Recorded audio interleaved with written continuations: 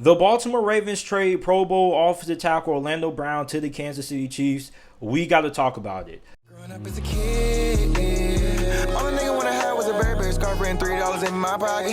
Instead I got beat with a switch, but I don't give a fuck, but it's on my body. Scars all up on me, but I run around from everybody. Life lesson learned, I better learn from this bitch, nobody. She pushed me around, she didn't give no motherfucks about it. She broke my heart 3 times, but I ain't getting. What's up, everybody? It's JT Sports. I'm back to you guys with another video. Before I get into it, make sure that you guys like the video and subscribe to the channel because I upload NFL videos and NFL content daily. So we have a big trade that has just taken place. The Baltimore Ravens are going to be trading away two-time Pro Bowler offensive tackle Orlando Brown to the Kansas City Chiefs in exchange for the Kansas City Chiefs 2021 31st overall pick and a couple of other selections as well, while the Kansas City Chiefs receive Orlando Brown. So let's talk about how this trade affects both teams and what this means for both of these teams heading into the NFL draft. So for Kansas City, okay, you give your 31st overall pick, which you pretty much were going to select the offensive tackle with that selection anyway. So you give that to Baltimore.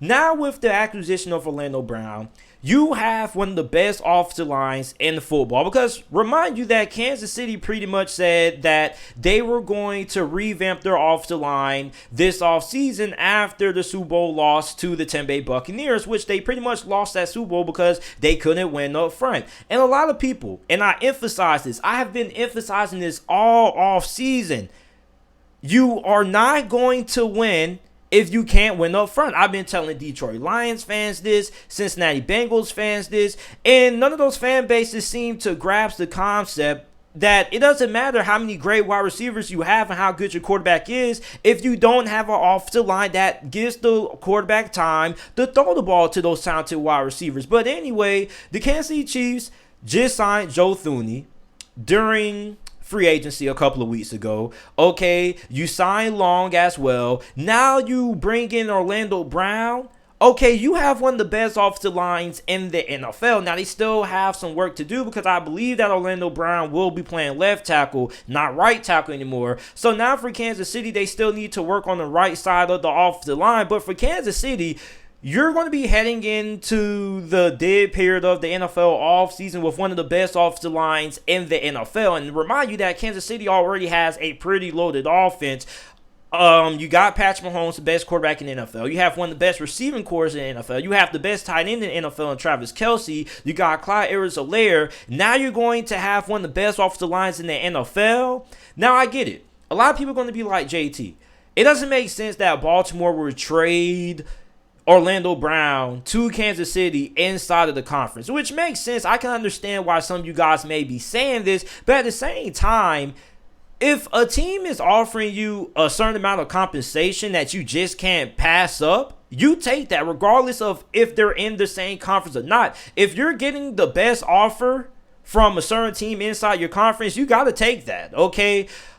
For Baltimore now, you have a lot of picks inside the first couple of rounds. You have 2 first-round picks. So this means either one of two things. One, the Baltimore Ravens could either trade both of those 2 late first-round selections and try to trade and get into the middle of the draft where maybe they have a chance to get in a guy like a Rashard Bateman, Jalen Waddle, or you can still stay with the current selections you have. Hopefully you get an offensive tackle. Maybe a Jalen Mayfield falls to you. Then maybe you have a chance to select maybe a Terrence Marshall or Rashard Bateman. So those are the couple of areas that Baltimore could use to attack the draft. But for Baltimore, you have enough draft capital that you should be able to get at least 2 impact players with your first couple of selections in the upcoming NFL draft. Now for Kansas City probably wasn't really going to do anything with that 31st overall pick. It was either going to be off the tackle or it was going to be a linebacker or a wide receiver. So for Kansas City, you pretty much got what you were looking for in Orlando Brown. Now Orlando Brown, like I said, is one of the best off the tackles in the game. He was a Pro Bowler in 2019 and 2020 as well. He most likely will be playing left tackle for the Kansas City Chiefs, which is the reason why he wanted to get traded from Baltimore, because he wants to be paid like a left tackle. And that's a really big thing because left tackle